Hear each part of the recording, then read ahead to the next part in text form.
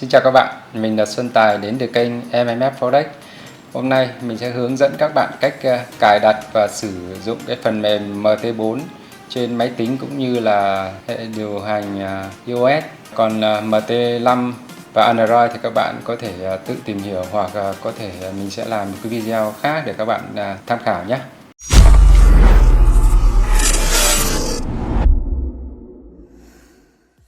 Đầu tiên thì các bạn cần phải có một cái tài khoản ở trên các broker, có thể là broker nào cũng được. Mình thì mình có thể giới thiệu cho các bạn mở tài khoản bên Xnet. Các bạn mở tài khoản sau đó thì các bạn có thể vào trang xnet.com và các bạn vào phần nền tảng để có thể tải về cái file cài đặt. Mình sẽ chọn MT4, mình ấn tải xuống. Đến đây thì mình đã có file, mình có thể kích vào để cài đặt. Nếu như bình thường mà mình chỉ cài một cái MT4 ở trên một cái máy tính của mình thì mình có thể ấn Next để có thể tiếp tục. Nhưng đối với các bạn bây giờ hay sử dụng robot để giao dịch hoặc là robot để hỗ trợ giao dịch thì mình sẽ thường cài đặt rất là nhiều cái MT4 ở trên cùng một máy tính hoặc là trên một VPS. Thì để mà các có thể cài đặt được nhiều cái platform này trên một máy tính thì chúng ta sẽ làm như sau. Trước tiên là chúng ta sẽ vào ổ C, chúng ta sẽ vào Program File, ta sẽ tạo một cái new folder, ví dụ như là mình đặt tên là số 1 đi. Thì mỗi một cái platform mình sẽ tạo một cái folder riêng để mình chứa các cái tệp ở trong nó. Các cái platform này sẽ không trùng nhau. Tôi đã cài đặt một cái như này thì tôi sẽ đặt đổi tên của nó trước. Tôi sẽ đặt là 11 chẳng hạn. Để khi mà tôi cài một cái platform thứ hai thì nó sẽ không bị trùng tên. Tương tự đấy thì trong này tôi cũng đặt một cái folder khác. Và bây giờ tôi tiến hành cài đặt thì phần này tôi sẽ browse, tôi chọn đến ổ C, tôi sẽ kích vào cái folder này. Đó, để tệp nó sẽ cài đặt trên cái folder số 1 này. Rồi. Đến đây thì hệ thống đã sinh ra một cái platform thứ hai. Quá trình cài đặt đã kết thúc. Tương tự như thế thì mình sẽ tạo cái folder thứ 3, thứ 4, thứ 5 gì đó ở trong này. Đây, platform thứ hai đã hiện lên này.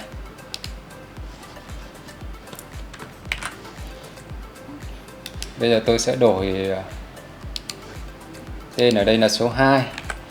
Tương tự như thế thì tôi có thể lập rất nhiều cái platform này trên cùng một cái máy tính để có thể chạy robot hoặc là giao dịch. Rồi đến chỗ này là phần đăng nhập. Bây giờ đã cài đặt xong platform thì bây giờ đến phần đăng nhập thì trước tiên là các bạn phải có tài khoản đã, tài khoản tại Xnet hoặc là bất kỳ một cái broker nào khác thì các bạn vẫn có thể đăng nhập ở trên platform này được. Bởi vì MT4 đây nó là thiết bị đầu cuối chung cho tất cả các broker. Cho nên là ví dụ như là bên Iron FX hay là IC Market hay là gì cũng có thể đăng nhập được ở trên cái phần mềm này. Miễn là mình biết được cái địa chỉ IP của cái server mà mình muốn đăng nhập. Còn để có thể mở tài khoản bên Xnet thì bên mình đã để cái link ở dưới phần mô tả.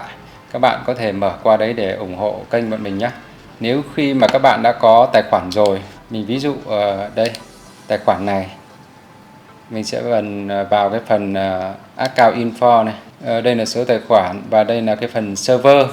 Thế để đăng nhập thì bao giờ mình cũng phải cần thứ nhất là số tài khoản, thứ hai là cái server chính là cái tên công ty và thứ ba là mật khẩu đăng nhập của cái tài khoản MT4 này. Như vậy ở đây thì là server sẽ là Xnet Real 18. Thì chúng ta sẽ vào phần file này. Chúng ta vào phần login to Trade Account. Đó, chúng ta dán số tài khoản này vào. Chúng ta đánh mật khẩu. Ở cái phần server này thì chúng ta có thể nhìn ở đây là Xnet Real 18. Ta sẽ chọn ở đây. Bây giờ chúng ta ấn login là xong. Nhưng nếu như chúng ta chưa cài phần mềm Xnet hoặc chúng ta có cài cái MT4 Xnet này rồi nhưng chúng ta lại muốn đăng nhập tài khoản ở bên khác vào đây thì chúng ta làm thế nào? Thì đơn giản là như này. Chúng ta sẽ, đây là server là Xnet Riu 18, chúng ta sẽ cần xem cái địa chỉ IP này là số nào. Chúng ta sẽ vào file, vào phần Open Data Folder, vào phần config. Riu 18 tôi sẽ kích vào đây. Tôi sẽ mở ra ở dạng Notepad nhé. Notepad thì chúng ta mới đọc được. Đó, đây là chính là cái địa chỉ IP của cái server Xnet Riu 18. Như vậy là ví dụ ở đây là platform của bên khác, tôi sẽ đăng nhập bằng cách này. Tôi sẽ vào tool, tôi sẽ dán cái địa chỉ IP này vào. Phần tài khoản tôi sẽ đánh vào và tôi đánh mật khẩu.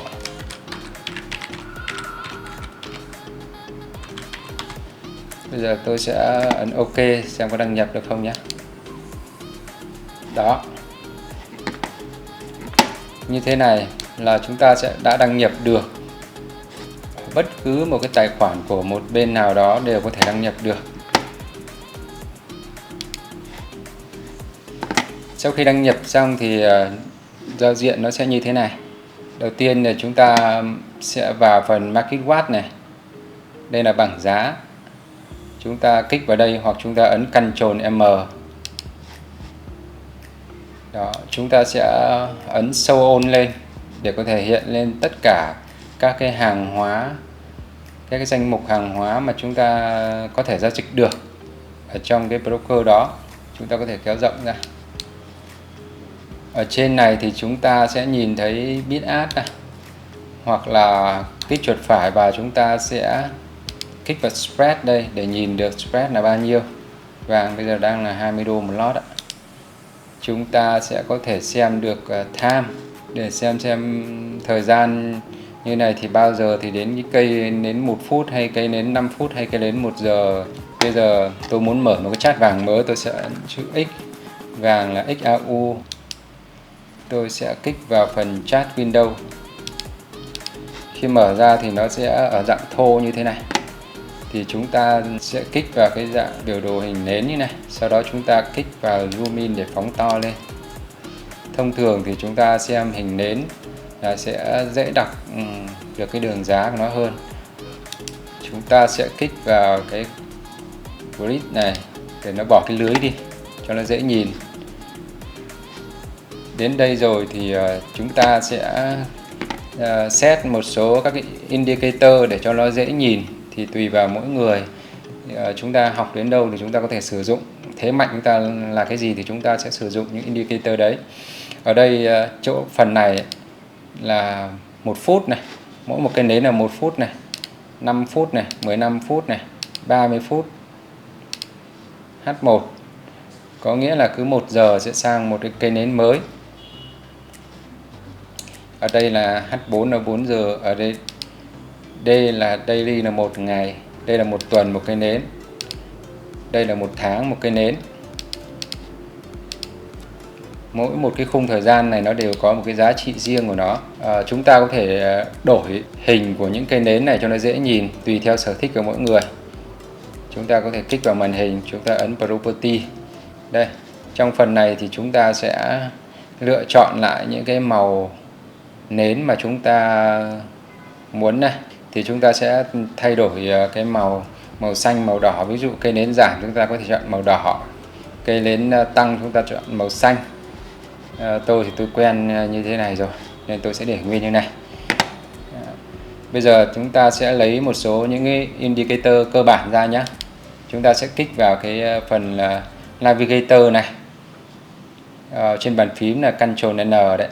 Trên này thì chúng ta có rất nhiều những indicator có sẵn tích hợp ở đây rồi.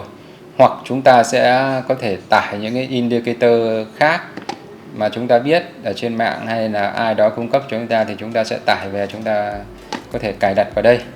Còn những indicator có sẵn thì chúng ta sẽ sử dụng như này. Ở đây là cái phần trend thì chúng ta những cái cơ bản nhất là chúng ta sử dụng Bollinger Band. Đó. Trong Bollinger Band này thì cái quy luật của nó là nếu như mà cái đường Bollinger Band đi ngang, đây giống như đoạn này, thì đường giá có xu hướng là sideways. Sideways có nghĩa là sẽ đi từ trên cạnh trên xuống cạnh dưới, đi từ cạnh dưới lên cạnh trên. Và nếu như mà khi đường giá đã bắt đầu kéo band theo một cái hướng nào đó, ví dụ như kéo lên thì đường giá sẽ có xu hướng là lên. Nếu như chỗ này mà kéo đường band kéo xuống thì giá sẽ dễ đi xuống. Nhưng mà chúng ta phải để ý là thị trường sẽ đánh lừa chúng ta là đây, ví dụ cái cây này là nó ra một tí nhưng mà nó lại kéo lại. Đấy là những cây hết sức lừa, hay đoạn này cũng thế. Đây là những cây lừa. Nên chúng ta phải để ý cả những khung thời gian cao hơn, ví dụ như H4. Đó. Khi ở những cái cây này, cây kéo ra như thế này để lừa chúng ta, nhưng mà thực chất ở đây là band đang đi ngang, cho nên là chỗ này khó có thể kéo tiếp nên nó có thể lại thụt vào. Đồng thời là H4 lúc này lại là đang mở ra một cái xu hướng band dốc lên như này, thì giá lại có xu hướng là cứ từ band trên xuống band giữa, từ band giữa lại phá lên band trên, từ band trên vào band giữa, từ band giữa lại phá lên band trên. Như vậy thì cái xu hướng chính ở chỗ đoạn này sẽ là lên. Và ở cái H1 này nó cũng thể hiện khi mà H4 sideways thì nó sẽ tạo ra những cái đoạn Bollinger Band nó đi ngang như thế này. Đó, quy luật là như thế, là band cứ phá chiều nào thì thông thường sẽ kéo theo chiều đó. Band đi ngang thì từ bên trên xuống bên giữa, từ bên giữa phá lại xuống bên dưới, từ bên dưới mà tụt vào thì sẽ lên bên giữa và lại lên bên trên. Thì Bollinger Band là cái công cụ rất là cơ bản. Đôi khi có nhiều trader mà quen rồi thì chỉ sử dụng đúng một công cụ này cũng có thể đọc được cái, dự đoán được cái đường giá đi. Bởi vì là cái đồ thị phân tích kỹ thuật này nó ghi lại cái cách mà đường giá đi, nó cũng giống như là mà bác sĩ dùng một cái máy đo nhịp tim. Thì cái máy đo nhịp tim nó cũng sẽ tạo ra những cái đường đi kiểu như thế này, giống như cái đồ thị này. Và khi một bác sĩ nhìn mà quen rồi ấy, thì sẽ nhìn vào những cái cách đi của những cái cây nến này, thì sẽ đọc ra được là cái người bệnh nhân đó người ta khỏe hay yếu, và cái sức khỏe, cái xu hướng tiếp theo của sức khỏe là gì, nó sẽ đi như thế nào. Người ta dựa vào cái quá khứ như thế để người ta đọc được cái tương lai. Như vậy là chúng ta cũng chỉ cần một số những cái công cụ hết sức cơ bản. Khi chúng ta đã quen rồi thì chúng ta có thể đều đọc được cái tương lai hết, chứ không phải là nhất thiết phải kết hợp là rất nhiều những cái indicator mới có thể đọc được. Tất nhiên là những cái indicator khác nó cũng đều có thể có là cái căn cứ để chúng ta có thể đọc được những cái đường đi của giá trong tương lai. Nhưng mà nếu như chúng ta sử dụng quá nhiều indicator thì lúc đó chúng ta sẽ bị rối. Cho nên là nếu như mà ai mà có thế mạnh ở một vài cái indicator nào thì chúng ta có thể sử dụng cái indicator đó là được rồi, chứ không nhất thiết phải sử dụng quá nhiều cho nó rối rắm làm gì. Một cái công cụ tiếp theo tôi muốn hướng dẫn đến các bạn đó là cái giải Fibonacci. Giải Fibonacci thì chúng ta sẽ kích vào cái chỗ này, cái hình này. Chúng ta sẽ, nếu như mà chúng ta muốn biết xem đường giá đang chạy từ dưới lên trên này sẽ chạy tới đâu thì chúng ta sẽ đặt ở trên đỉnh này, chúng ta kéo xuống đáy này. Thì thông thường theo Fibonacci ấy, thì giá nó sẽ, khi mà giá nó hồi lại thì thông thường nó sẽ hồi đoạn đầu tiên sẽ là 23.6% của một cái đoạn mà từ trên đỉnh xuống đáy. ở bất cứ một cái đoạn giá nào thì thông thường giá sẽ hồi theo một cái quy luật tự nhiên, nó là như thế. Ông Fibonacci này ông ấy đã nghiên cứu ra, và một cái đám đông nó tạo ra những cái đường giá nó đi thông thường là nó rất đúng, và cái quy luật như thế đầu tiên nó sẽ hồi về cái 23,6% là cái chỗ đường đầu tiên này. Sau đó nếu như vượt qua thì nó sẽ có xu hướng hồi lại ở cái mức 38,2% này. Nếu như vượt qua nữa thì nó sẽ hồi ở mức 50% này, rồi đến 61,8% này.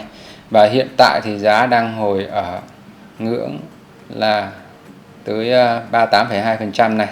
Tức là giá vàng hôm qua và hôm nay đã đạt ở ngưỡng là 1.787 USD.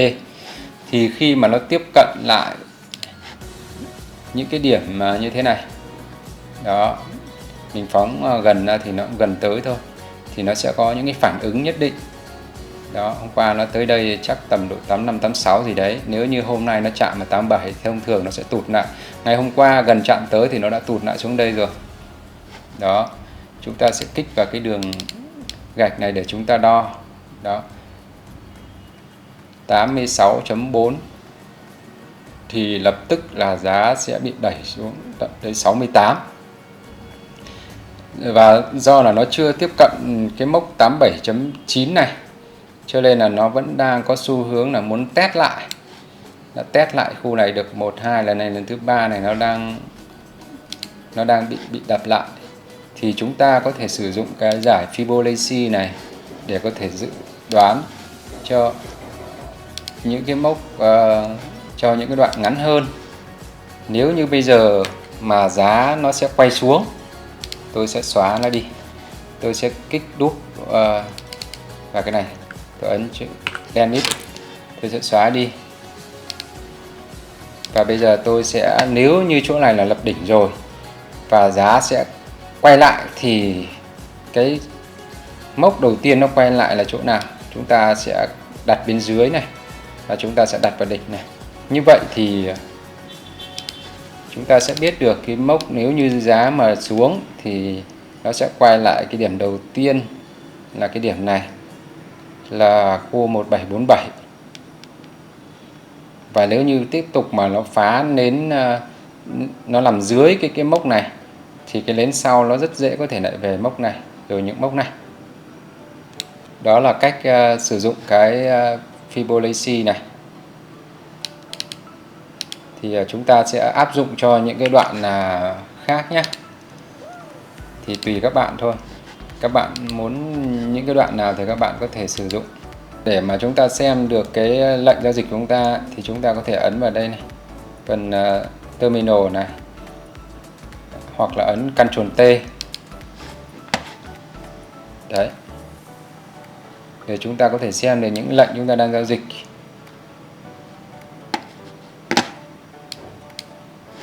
Ở đây thì chúng ta có thể có xem được những cái lệnh mà chúng ta đang buy hay sell. Chúng ta kích vào đây để chúng ta đang xem là chúng ta buy những lệnh nào và chúng ta sell những lệnh nào. Trên tài khoản của tôi là tôi đang sử dụng robot để tôi giao dịch. Đây là tài khoản sen và equity đang là 825.000 sen, tương ứng với là 8.258 USD. Và đây là có những cái lệnh như này, cả sell cả buy như này. Chúng ta có thể kích vào phần size này để cho nó sắp xếp lại, hoặc là chúng ta có thể ấn vào time đây để xem được lệnh nào lệnh gần nhất và lệnh nào lệnh xa nhất, tức là lệnh cũ hoặc lệnh mới. Chúng ta sẽ lấy USDC ra nhé. Đó. Đây.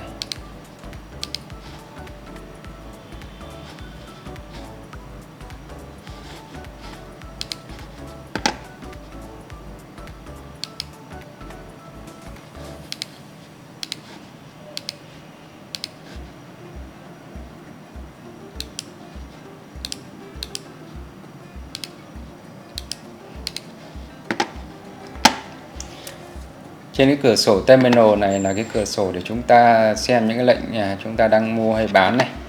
Ở mục này là chúng ta sẽ xem về phần Account History, tức là lịch sử giao dịch, thì chúng ta có thể kéo lên kéo xuống đây để xem nạp là bao nhiêu, rút là bao nhiêu và hiện tại lãi lỗ là bao nhiêu. Chúng ta có thể xem vào đây. Chúng ta có thể kích vào đây này, All History để xem trên toàn bộ lịch sử này. Chúng ta có thể kích vào đây để xem 3 tháng, 1 tháng hoặc là custom. Chúng ta có thể lựa chọn theo thời gian từ ngày nào đến ngày nào.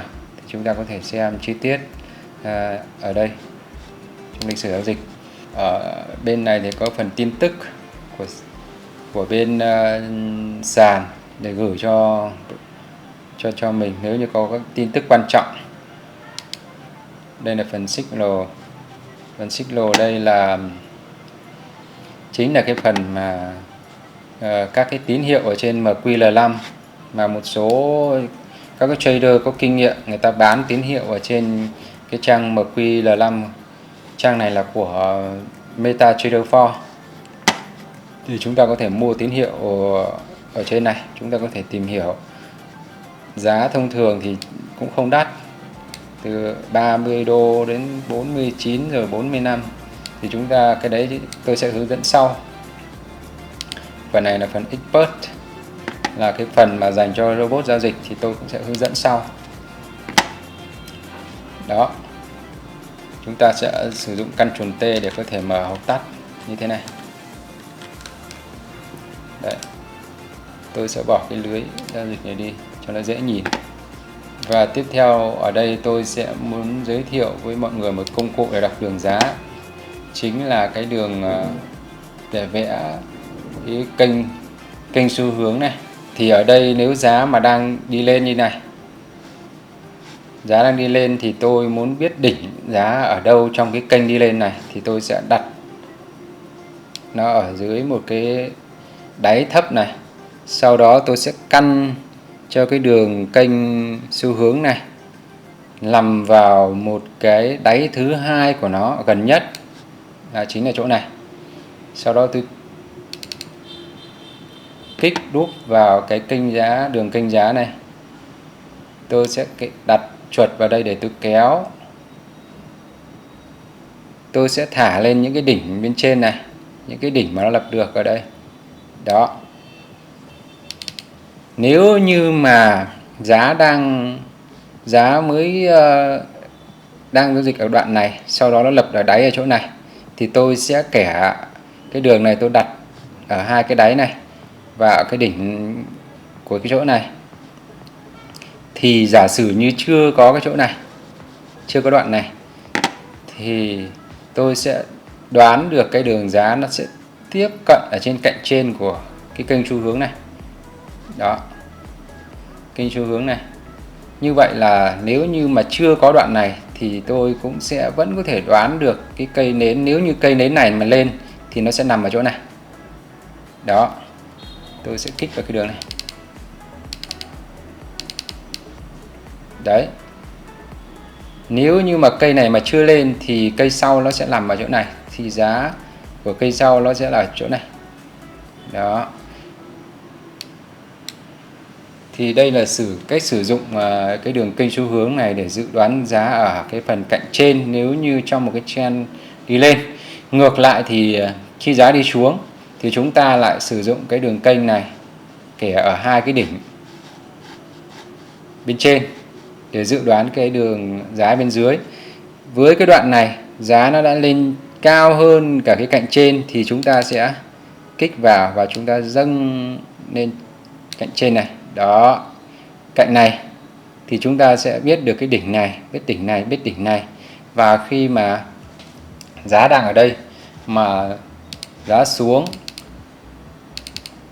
nếu như nó xuống nếu như nến này mà xuống luôn thì nó sẽ tiếp cận vào cái cạnh dưới của đường trendline này. Đó, thì cái chỗ mà nó tiếp cận với cạnh dưới này sẽ rất quan trọng. Nếu như chúng ta quan sát mà nó dừng lại được, giống như các cái chỗ này, sau nó tụt lại, thì chúng ta có thể mua ở những cây nến bên cạnh tiếp theo này và lại chờ nó lên cạnh trên này, lại kỳ vọng lên những cạnh trên này. Còn khi mà giá đã phá qua kênh dưới này thì lúc ấy chúng ta lại kẻ theo đường trên ở những cái đồ thị nhỏ hơn để có thể dự đoán được cái giá bên dưới này. Đó, khi giá mà đã ra khỏi cái đường trendline này thì thông thường nó sẽ lại tiếp cận lên cái cạnh chỗ này, những cái vùng chỗ này và nó đập xuống. Thì lúc ấy chúng ta sẽ lại sử dụng kênh trendline đi xuống để chúng ta xác định cái vùng giá của kênh xuống. Tất nhiên là những cái vùng như này thì nó điều chỉnh cũng sẽ không sâu. Còn khi kết hợp thì chúng ta sẽ kết hợp là gì? Với Bollinger Band cạnh giữa này, hay là cái chỗ này, cạnh dưới này. Đó, cái mà ít người biết, nói cho các bạn biết ấy, đấy là trong cái kênh giá xu hướng này bao giờ nó cũng tạo ra một cái đường ở dạng hình bình hành. Tức là nếu như chúng ta mà có được 2 điểm đáy thì chúng ta sẽ kẻ cái đường trendline về kênh xu hướng này, thì chúng ta sẽ tìm được dựa vào một cái 2 điểm đáy, một cái cạnh đỉnh trên nữa, chúng ta sẽ tìm ra những cái đỉnh tiếp theo theo dạng hình bình hành. Ngược lại là khi chúng ta tìm cái kênh giá đi xuống, chúng ta cũng thế, chúng ta cũng sẽ dựa vào đây, như trên màn hình này, chúng ta sẽ dựa vào những cái đỉnh như này, 2 cái đỉnh như này, và chúng ta sẽ lấy những cái đáy này đó để chúng ta sẽ tìm được những cái cạnh dưới mà đường giá sẽ tiếp cận. Nó bao giờ cũng sẽ tạo ra những cái hình bình hành như thế này, thì các bạn để ý là như thế. Còn nếu như Bollinger Band đi ngang thì nó sẽ đi ở cái dạng hình chữ nhật. Đó, về nguyên tắc là như thế. Rồi, thế sau khi mà các bạn cài đặt, ví dụ các bạn cài đặt tìm được cái trendline của nó xong như thế này. Đó. Rồi các bạn có thể sử dụng những cái indicator khác nữa. Các bạn cài xong, các bạn có thể sao chép nó ra. Các bạn muốn giữ những indicator này thì các bạn chỉ cần vào cái mục lưu cái template này lại. Đó, các bạn sẽ đánh một cái tên gì đó, ví dụ như là mẫu chẳng hạn, các bạn lưu lại. Bây giờ các bạn sẽ mở ra ví dụ như là cặp bảng Anh, thì các bạn chỉ cần vào cái phần mẫu này. Đó, như vậy là chúng ta sẽ không phải lấy ra những cái indicator nữa, chúng ta sẽ rất là nhanh chóng. Đây, EU. Đó, đó, chúng ta sẽ rất nhanh chóng để có được những cái indicator đã cài đặt sẵn như này. Và để khi chúng ta mở nhiều cái cửa sổ cùng một lúc chúng ta xem ấy, thì chúng ta có thể thu nhỏ nó lại đây. Đó, hoặc như này. Đó, cái nào không xem chúng ta tắt đi.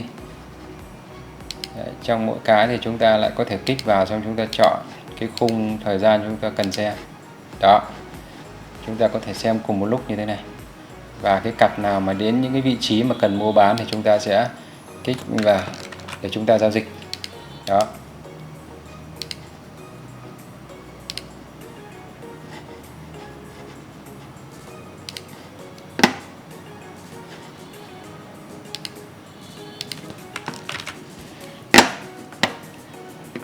Bây giờ thì tôi sẽ hướng dẫn các bạn là giao dịch và sử dụng một cái công cụ hỗ trợ. Đó là những con robot mà có thể đặt chốt lời và dừng lỗ một cách tự động nhé. Tôi sẽ sử dụng một cái tài khoản khác. Tài khoản này đi. Rồi, bây giờ tôi sẽ vào bảng giá. Giả sử tôi lấy con GU này. Đó. Tôi chỉ cần kích vào đây, vào cái mẫu này. Rồi, bây giờ tôi sẽ tiến hành thả con robot.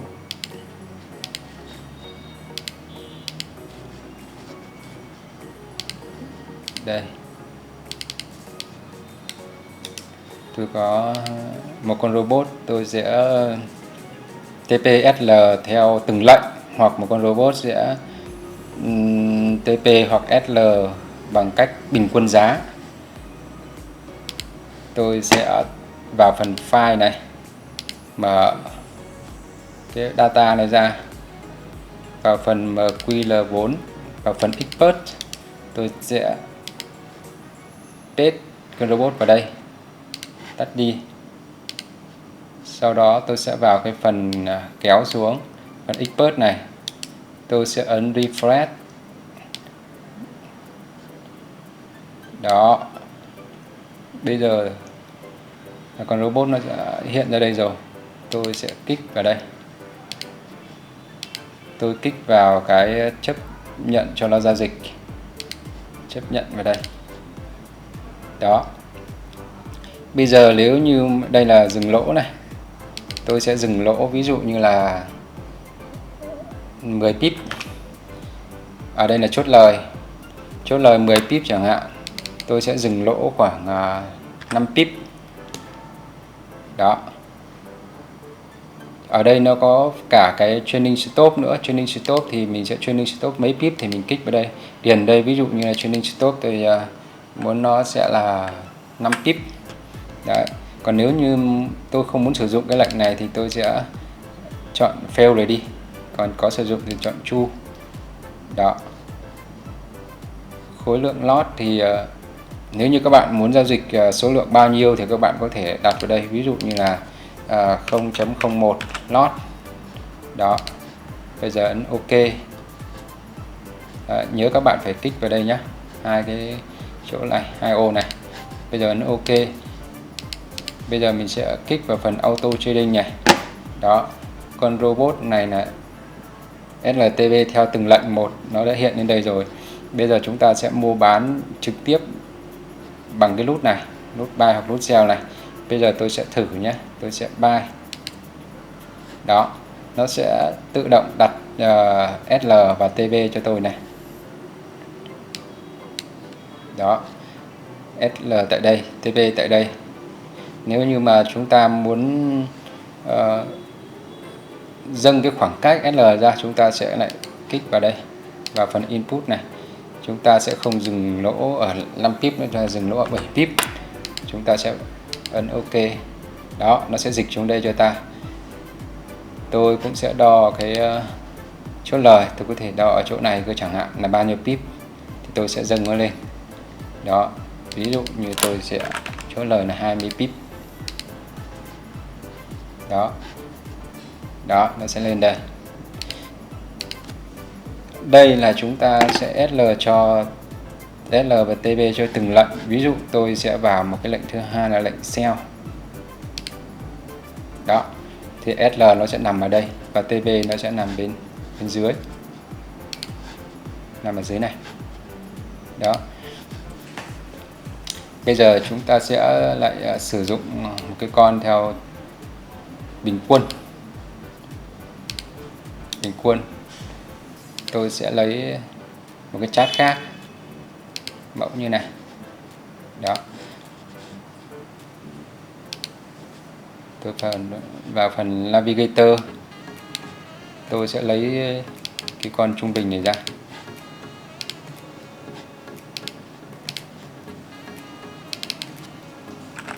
Tôi sẽ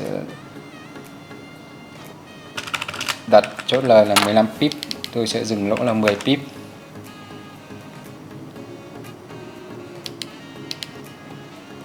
Đó, bây giờ tôi sẽ close, đóng cái lệnh sell này lại. Tôi sẽ tắt cái con robot theo từng lệnh này đi. Tôi chỉ cần kích vào cái nút này, không chấp nhận cho nó giao dịch trực tiếp nữa. Đó, bây giờ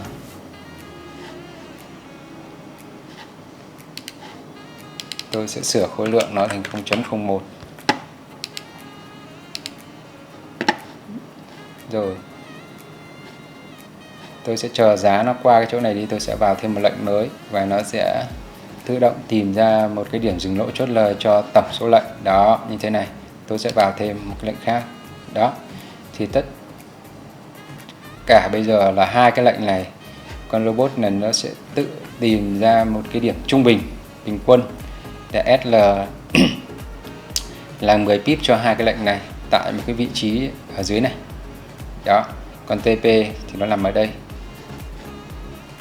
Đó, nếu tôi vào một lệnh nữa thì nó lại tiếp tục nó lại bình quân. Nếu như mà giá nó đi rất xa dưới này thì chúng ta sẽ vào những lệnh dưới này thì nó vẫn tìm ra một cái tự tìm ra một cái điểm bình quân. Và cái con robot này thì nó cực kỳ là hữu dụng cho mình giao dịch những cái lúc thị trường biến động mạnh, những khi có tin nhá, nhất là tin bảng lương hay là tin về lãi suất, tin của Fed cái thứ ấy, thì mình đã có cái SLTP rồi thì mình chỉ cần là mình vào mình kích lệnh thôi, nó sẽ nhanh. Chứ khi mà thị trường biến động lớn mà mình cứ ngồi mình nhập tay cái SLTP thì mình sẽ không bao giờ kịp. Và sử dụng cái trailing stop đấy, mình có thể giao dịch tin cũng được. Mình có thể ấn lệnh mua, lệnh bán cùng một lúc. Khi mà tin nó giật mạnh theo một cái chiều nào đó thì nó dừng lỗ sẽ chỉ khoảng mấy pip thôi, còn chốt lời thì mình sẽ sử dụng cái trailing stop đấy, mình sẽ ăn được rất là nhiều. Đó, nó rất là hiệu quả trong các cái giao dịch tin. Và giao dịch bình thường thì mình cũng rất là nhàn. Mình sẽ thuê một cái VPS, và mình cài đặt cái tài khoản của mình lên trên VPS, sau đó mình cài robot vào. Còn lại thì lệnh mình sẽ vào bằng điện thoại. Thì khi mình vào xong cái là nó sẽ tự động nó đặt TPSL cho mình như này, nó sẽ rất là an toàn, hiệu quả trong giao dịch. Đó. Chứ nếu không có những công cụ như này thì mình giao dịch sẽ rất là ngại, và cộng với là giao dịch tin sẽ rất dễ dẫn đến là thua lỗ. Đó. Ok. Một cái công cụ đơn giản nữa, một công cụ rất đơn giản nữa tôi muốn giới thiệu đến các bạn trong cái đường trend này, đó là cái đường trung bình giá MA. Ví dụ như đường trung bình 14 này, đó, rất quan trọng. Tôi sẽ đặt cái đường màu vàng này, đường trung bình 50, tức là 50 cây nến đó. Đường trung bình 100, tôi sẽ đặt cái màu khác đi cho nó dễ nhìn. Đó, như thế này. Đó, đây, cái lệnh này nếu như lên tới đây là nó sẽ SL này. Tại sao nó quan trọng? Đây các bạn nhìn nhé.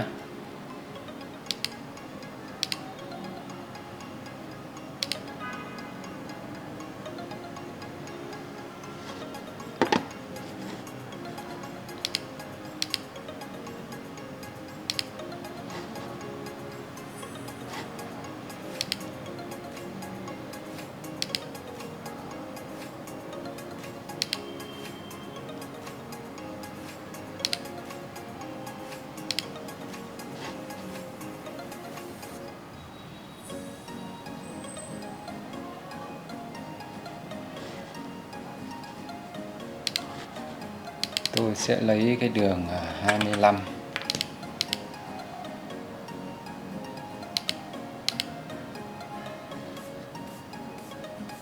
Đây là đường 50.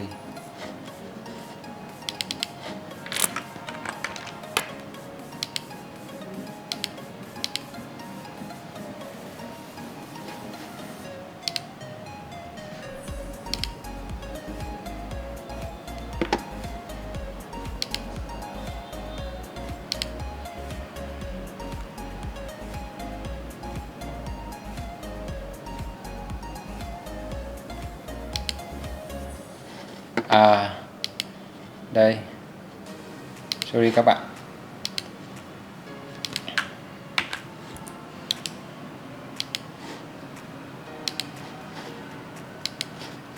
Tôi sẽ lưu lại ở đây là tên là mẫu 2 đi. Tôi sẽ lưu lại đây. Tôi chuyển các indicator này sang bên con vàng này. Đó. Tôi sẽ bỏ cái đường MA60 đi. Đó, các bạn các bạn quan sát này, với cái đường trung bình 50 này, các bạn xem nó quan trọng không? Đây, mỗi một khi mà cái đường giá ở H1 này nó tiếp cận lại cái đường MA50 này là nó đều chuẩn bị cho một cái con sóng mới. Đó, các bạn nhìn này, nhìn đó, chỗ này nữa này, chỗ này khi mà nó lên cao lên thì ở đây nó sẽ chạm vào. Đó, nó rất là quan trọng các bạn nhé.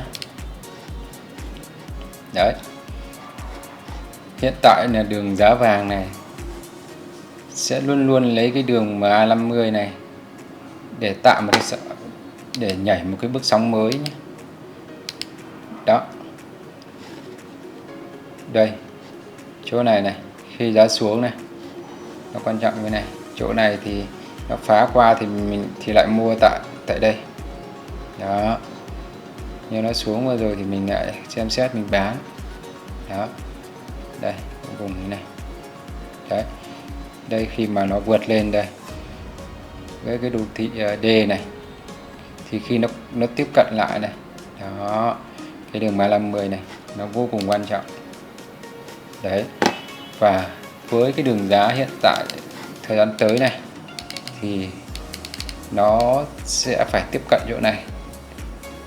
Đó, nó là mấy cái chùm đường MA này nó hội tụ tại đây, và đồng thời nó lại là cái đường ben trên của đồ thị tuần này, cho nên đường giá thời gian tới sẽ rất gần thôi là chúng ta sẽ có giá 1803.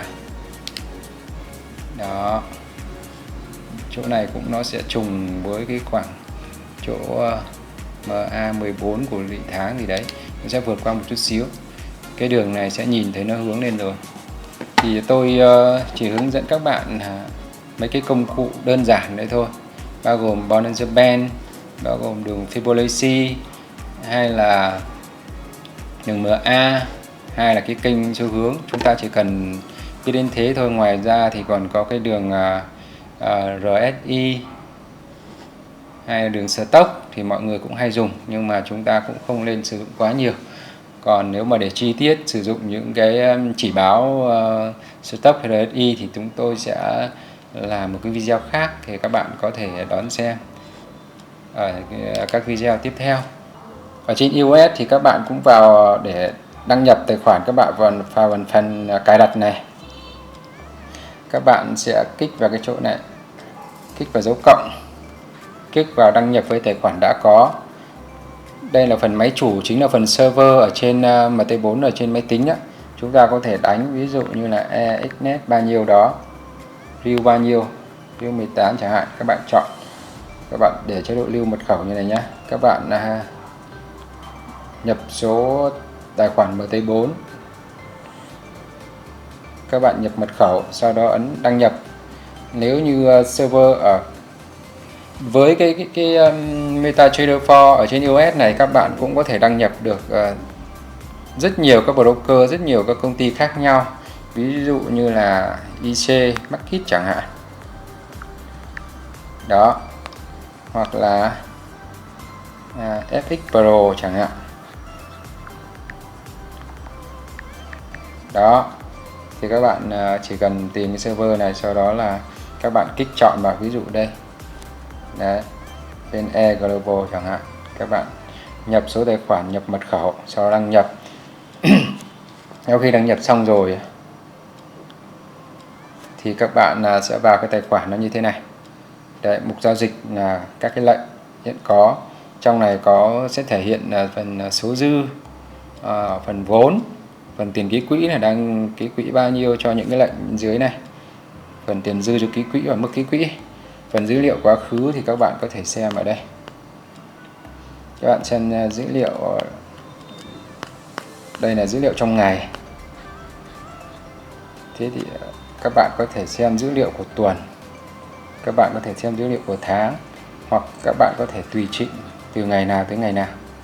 Đó, nó cũng giống như trên máy tính, là các bạn có thể tùy chỉnh dữ liệu để xem. Đây là mục biểu đồ. Đây là biểu đồ vàng. Thì chúng ta cũng kích vào đây để chọn H1 hay là M5 hay là D là daily hay là tuần. Đó, để giao dịch thì từ trên biểu đồ là chúng ta kích vào màn hình, kích vào giao dịch, chọn khối lượng và ấn buy hoặc sell.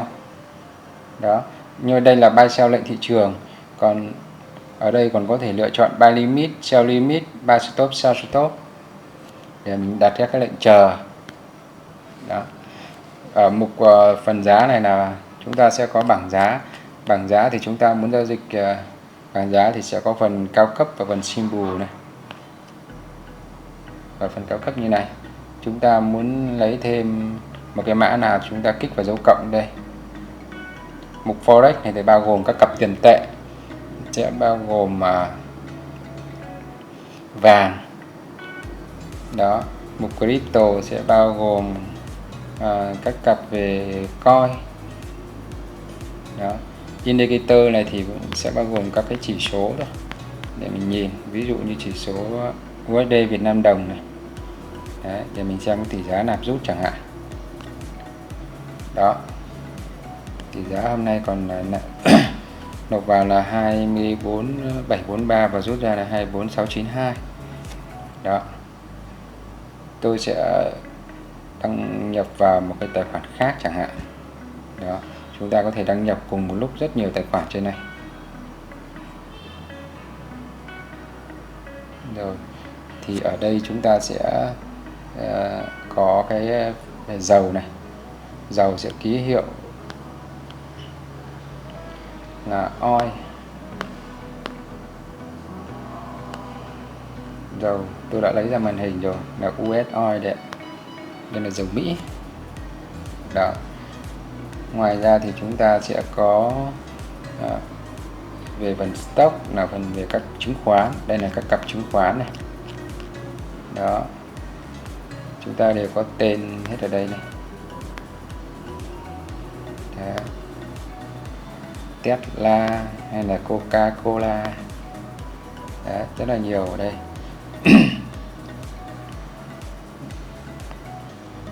Mục này chúng ta sẽ có các cái chỉ số, ví dụ như là US 30, US 500 gì đó.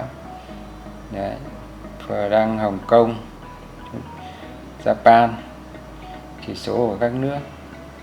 Đấy, chúng ta có thể giao dịch chỉ số, ví dụ chúng ta giao dịch chỉ số Japan này. Đó. Đó, chứng khoán đang lên.